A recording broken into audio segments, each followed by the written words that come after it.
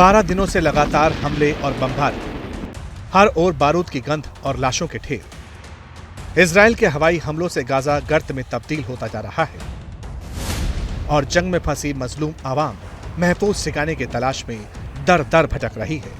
हमले से पहले इजराइल की चेतावनी के बाद गाजा की जनता जान बचाने के लिए सरहद पर जा पहुंची है, लेकिन अभी तक किसी भी अरब देश ने गाजा के लिए अपने दरवाजे नहीं खोले हैं।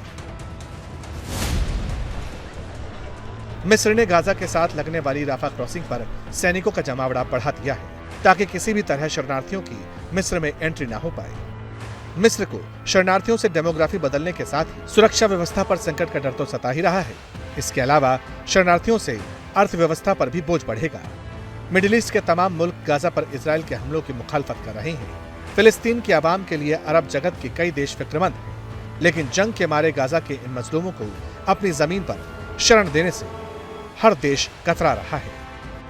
मिस्र का कहना है कि फिलिस्तीनियों को अपनी जमीन पर डटे रहना चाहिए। तुर्की ने भी शरणार्थियों के सवाल पर मिस्र का सपोर्ट किया, जबकि जॉर्डन तो पहले ही ऐलान कर चुका है कि फिलिस्तीन के शरणार्थियों को जॉर्डन में पनाह नहीं दी जाएगी। जहां तक जॉर्डन में आने वाले शरणार्थियों का सवाल है, तो सिर्फ जॉर्डन ही नहीं बल्कि अपने मित्र देश मिस्र की तरफ से साफ तौर पर कहना चाहता हूं, ये एक लाल रेखा है।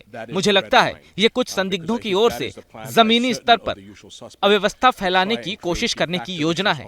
जॉर्डन में कोई शरणार्थी नहीं होगा, मिस्र में कोई शरणार्थी नहीं होगा।